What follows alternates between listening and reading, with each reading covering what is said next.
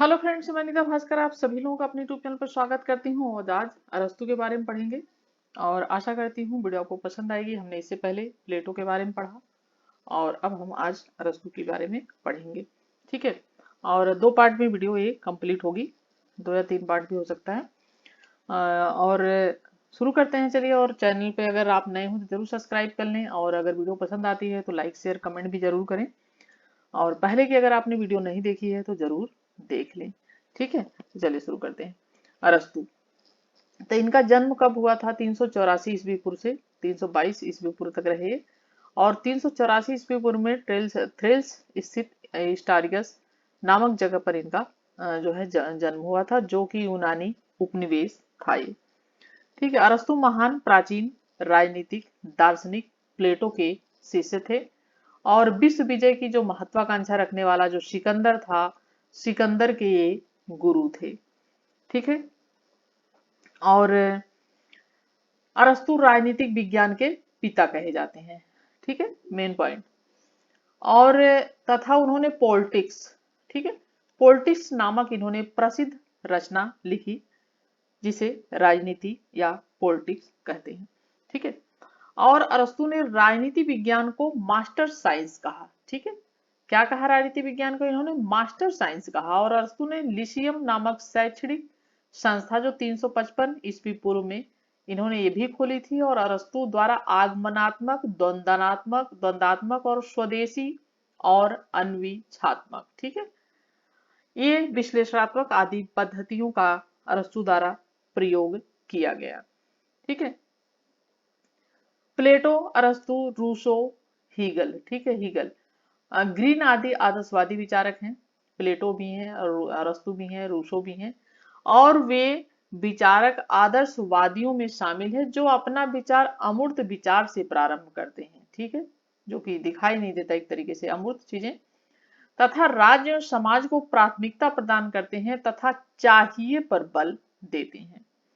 ठीक है, और अरस्तु एथेंस से फिर कालसिस भाग गया था, ताकि एथेंस वासी दर्शन शास्त्र के विरुद्ध दूसरा कोई अपराध न कर सके। ठीक है, और अध्ययन पद्धति क्या थी अरस्तु की, ये थोड़ा सा देखते हैं।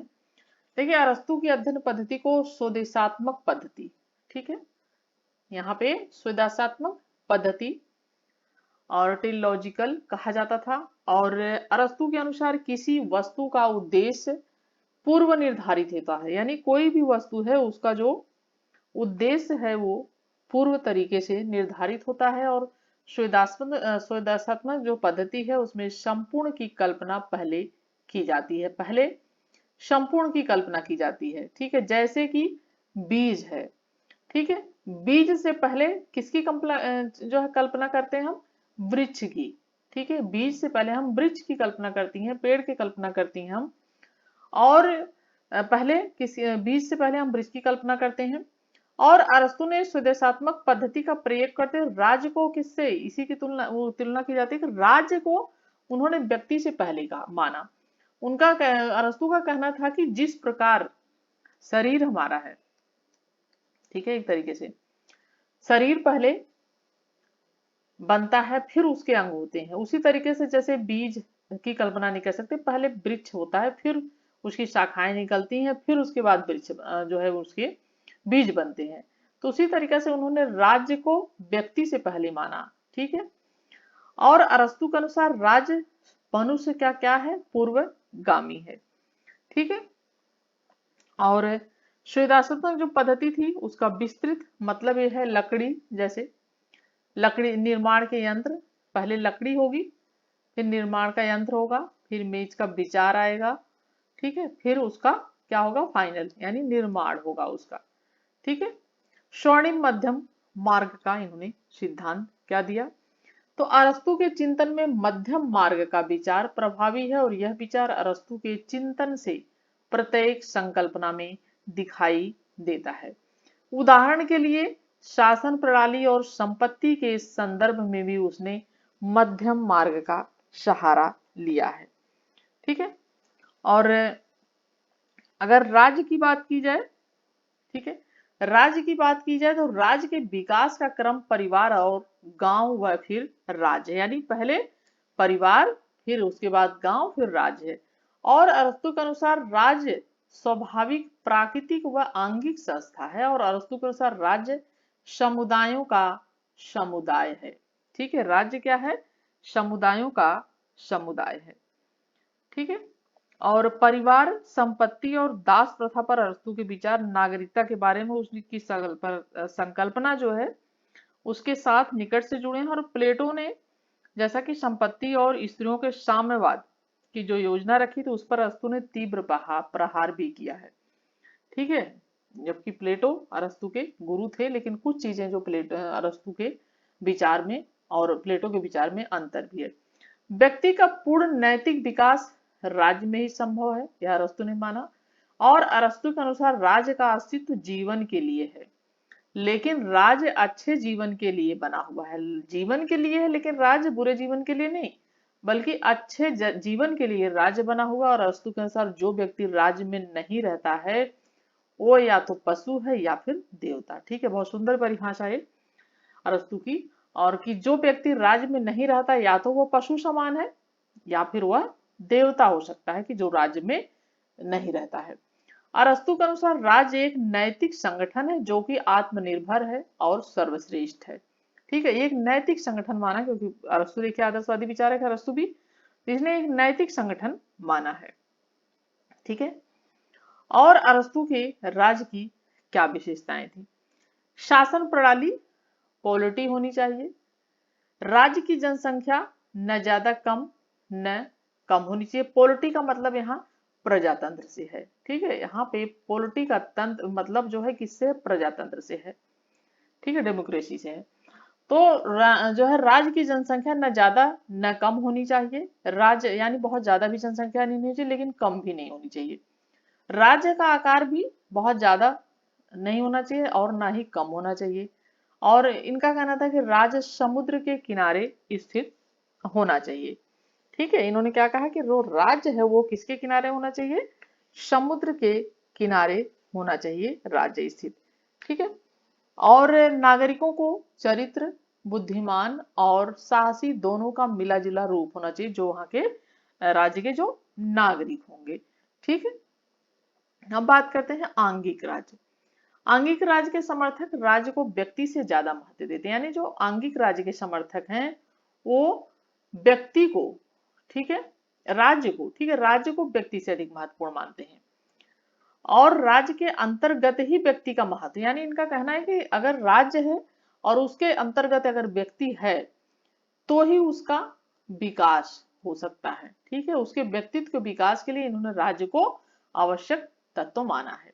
और जिस तरह शरीर के अंगों के पहले व्यक्ति का बोध होता है, यानी शरीर के अंगों की बाद में बात हुई, एक व्यक्ति जो होता है उसका बोध होता है, और उसी तरीके से राज्य के नागरिकों के पहले राज्य का बोध होता है, यानी राज्य का पहले बोध होता है, नागरिकों का बाद में। ठीक है, तो उसी तरीके से जिस तरीके से शरीर के अंगों का पहले पहले शरीर के अंगों से व्यक्ति का बोध होता है, और उसी तरीके से राज्य का भी बोध नागरिकों से पहले होता है। इसीलिए अरस्तु कहते हैं कि राज्य व्यक्ति का पूर्वगामी है। राज्य एक स्वाभाविक अथवा प्राकृतिक संस्था माना है अरस्तु ने। ठीक है, इन्होंने एक स्वाभाविक अथवा प्राकृतिक, नेचुरल संस्था माना है। और प्लेटो, अरस्तु, रूसो, हीगल एवं ग्रीन, ठीक है, इनके राज्य का विचार जो है वो क्या है? आंगिक है। सभी आदर्शवादी विचारक हैं। अरस्तु ने अर्थशास्त्र के अध्ययन को घर एवं घरेलू कार्यों के प्रबंध का अध्ययन कहा, और उनके अनुसार जीव विज्ञान में भौतिक शरीर का ही अध्ययन किया जाता है। उन्होंने कहा कि जो जीव विज्ञान है, ठीक है, बायोलॉजी जो है, ठीक है, जीव विज्ञान जो है उसमें शरीर का ही अध्ययन किया जाता है, और जीवन का सर्वोच्च उद्देश्य नैतिक और सद्गुणी जीवन यापन है, यानी जीवन का जो वो होना चाहिए वो सर्वोच्च होना चाहिए, उसका उद्देश्य नैतिक होना चाहिए और सद्गुणी जीवन जीना चाहिए। ठीक है। अरस्तु ने व्यक्ति के जीवन के निजी या पारिवारिक भाग को भौतिक और आर्थिक आवश्यकता की पूर्ति के लिए आवश्यक माना, यानी व्यक्ति का जो निजी या पारिवारिक भाग है भौतिक और आर्थिक आवश्यकताएं होनी चाहिए। उसकी पूर्ति के लिए उन्होंने आवश्यकता की पूर्ति के लिए माना, जबकि सार्वजनिक जीवन को नैतिक और सद्गुण जीवन का अध्ययन राजनीति विज्ञान के अंतर्गत किया जाता है, उन्होंने कहा। ठीक है, उन्होंने कहा कि जो सद्गुणी जीवन है, नैतिक जीवन है, उसका अध्ययन राजनीति विज्ञान के अंतर्गत किया जाता है। इसीलिए उसने इसे सर्वोच्च विज्ञान को नाम दिया। किसको? राजनीति विज्ञान को इसने सर्वोच्च विज्ञान का नाम दिया अरस्तु ने। अरस्तु के अनुसार राजनीति की महत्वपूर्ण परिभाषाएं क्या है? अरस्तु के अनुसार मानवीय जीवन के दो पक्ष होते हैं और आर्थिक और व्यक्तिगत पक्ष से ज्यादा महत्वपूर्ण व्यक्ति का राजनीतिक एवं सामाजिक जीवन है। ठीक है, व्यक्तिगत पक्ष से ज्यादा महत्वपूर्ण व्यक्ति का क्या है? राजनीतिक और सामाजिक जीवन। यानी व्यक्तिगत पक्ष जो है वो उतना महत्वपूर्ण नहीं है, उससे अधिक महत्वपूर्ण क्या है? जो है राजनीतिक और सामाजिक जीवन। इसीलिए अरस्तु ने व्यक्ति को एक राजनीतिक प्राणी माना है। ठीक है, ये भी बहुत बार एग्जाम में आता है कि अरस्तु ने क्या माना है, तो अरस्तु ने एक राजनीतिक प्राणी माना है। ठीक है, man is a political animal. ठीक है, और एक जो है इन्होंने राजनीतिक प्राणी माना है, और जिसका कहना है कि जिसका अभिप्राय है कि राजनीतिक गतिविधियों में शामिल होना व्यक्ति के जीवन का सबसे बड़ा लक्ष्य है। ठीक है, उन्होंने कहा कि राजनीतिक गतिविधियों में शामिल होना व्यक्ति के जीवन का सबसे बड़ा जो है लक्ष्य है। अरस्तु के अनुसार व्यक्ति में भौतिक आवश्यकताएं विद्यमान होती हैं जो कि पशुओं से मिलती हैं। ठीक है, उन्होंने कहा कि अरस्तु के अनुसार भौतिक आवश्यकताएं विद्यमान होती, लेकिन वो मिलती किससे है? पशुओं से मिलती हैं। परंतु व्यक्ति की मूल विशेषता नैतिक सद्गुणी जीवन यापन है। यहाँ पे जैसे है कि मैंने जो पॉलिटिकल एनिमल कहा इन्होंने, तो एक तरीके से व्यक्ति जो होता है वो पशु के समान होता है, लेकिन जब उसकी विशेषताएं नैतिक हो जाती हैं, सद्गुणी जीवन हो जाता है, तो वह क्या हो जाता है? एक जो है अच्छा व्यक्ति बन जाता है, जो पशु से मनुष्य को क्या करती है? अलग करती है। ठीक है, तो जो ईश्वर की विशेषता के समान होता है। इसीलिए राजनीतिक गतिविधि में भाग लेने का मूल उद्देश्य समुदाय का कल्याण है, न कि व्यक्तिगत स्वार्थ है और हितों के पूर्ण करना है। उन्होंने कहा कि अगर राजनीति में भाग ले रहे हैं, राजनीतिक गतिविधियों में भाग ले रहे हैं, तो उसका मतलब यह है कि उसका उद्देश्य होता है समुदाय का कल्याण करना। ऐसा नहीं है कि सिर्फ व्यक्तिगत स्वार्थ और अपने हितों की पूर्ति के लिए ही व्यक्ति राजनीति में जाता है, जैसा कि आजकल यह उद्देश्य हो चुका है कि स्वार्थ की पूर्ति के लिए भी व्यक्ति जा रहा है, लेकिन इसीलिए देश का विकास नहीं हो पाता है।